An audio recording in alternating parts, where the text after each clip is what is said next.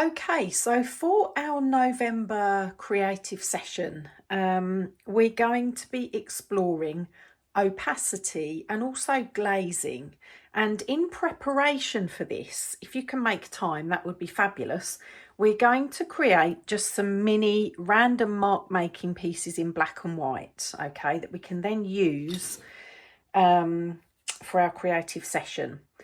It's not the end of the world if you can't do it, but you know, why not fully immerse if you can. So I've got some black paint and some white paint. I'm going to put a bit more black on, I think. And I've got a variety of different tools that will make different marks. And the aim of this exercise is to just use it as one, as if it's one piece. So ignore the taped off areas. We're just going to create some lovely dark marks. As we work, we're going to naturally create some mid-tones, which will be our whites, our greys, sorry, as the white mixes with the black. We're going to create some mid-tones naturally. And you can do this in stages and let it dry. I'm just doing this really quickly to show you. Totally random mark making, just pure play, have fun. That's the most important thing. And scratch through.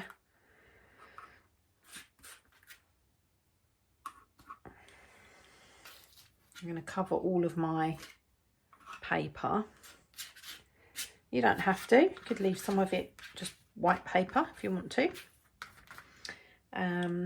Okay, so I'm going to just take a look and look at what other marks I can make. So I'd quite like to just have some black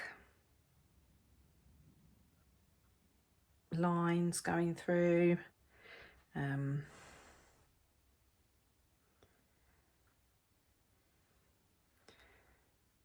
Maybe some circles.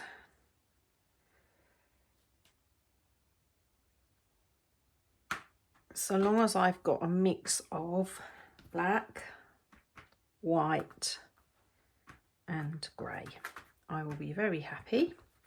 And it really is as quick as that. So it's just mark making. Okay, we'll have a look at that in a moment.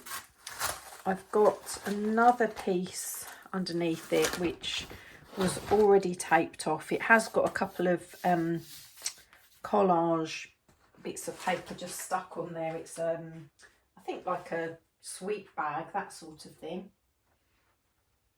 Right, let's just put that piece aside, and I'm going to do the same. Just going to wash off my palette knife. I think this time I'm going to start with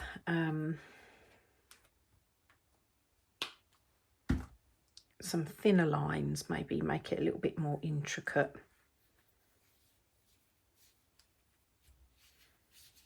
I quite like this uncontrolled sort of movement with the brush. Could use your non-dominant hand. This is literally a 5-minute exercise, and it's going to provide us with lots of pieces that we can then work over. And I'm going to teach you all about opacity and glazing. So we all know that the more we put in, the more we get out. So trying to remember this is just one piece rather than lots of different squares.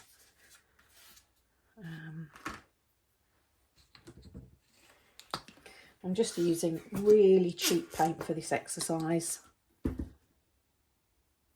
It's all I need. My trusty palette knife. We all have our favourite tools, don't we?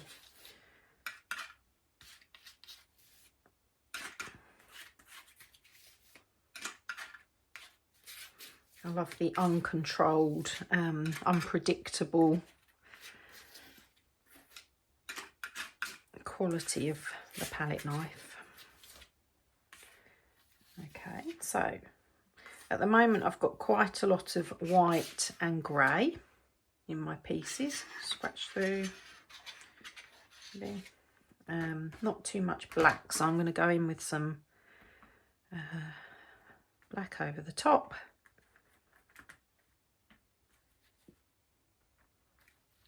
And I'm really not thinking, all I'm thinking about is, have I got black, white and grey? So light value, dark value, mid value. That's all I want. I've also uploaded the values creative session we had, which was great fun. I've uploaded that to YouTube. I've popped it in the Facebook group. I will add it to the insiders page when I next jump onto my laptop. I will do that. Okay, so this looks really quite interesting to me. I'm happy with that. I'm gonna get maybe some more black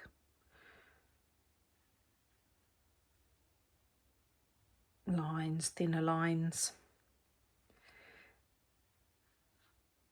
If you can think light, medium, dark, small, medium, large, thick, medium, thin, it's just always going to make pieces more interesting. Okay, I'm happy with that, I think.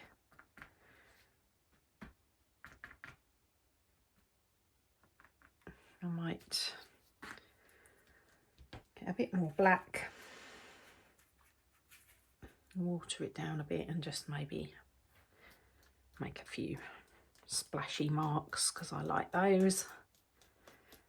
Plus it's super messy. I get just as much on my hand and on my face as I do on the paper, but that's absolutely fine with me.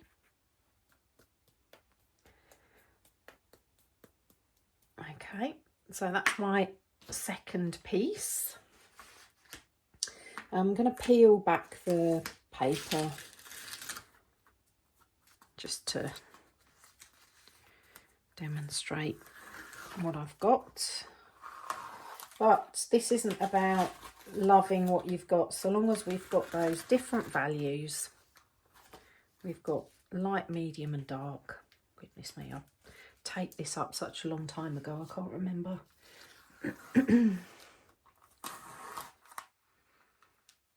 Quite how I did it, but that's okay. And this is just for our sketchbooks, so it's not for show.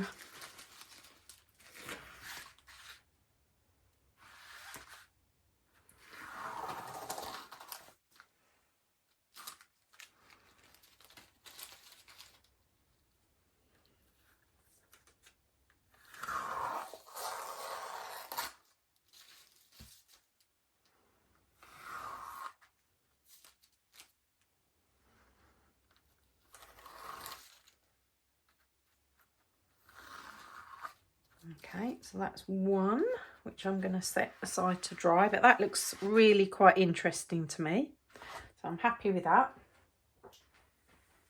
And let's bring back the other one that is equally as thick and drippy and messy, and just peel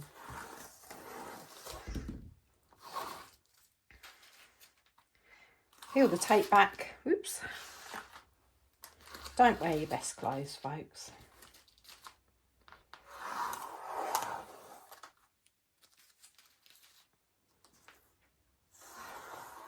If you're using cheap masking tape and it rips a bit, don't worry about it. Again, it's just, we're just experimenting. But on these two pieces, I've got some bits that I like the look of. There's light value, very dark value and mid value in there, so I'm happy with that. That's perfect for our exercise. It's taken, I don't know how many minutes, but not long at all. So if you could do some of these, that would be amazing. I'd say a minimum of 3 or 4, as in squares, but the more you can do the better, because the more you can experiment in different ways.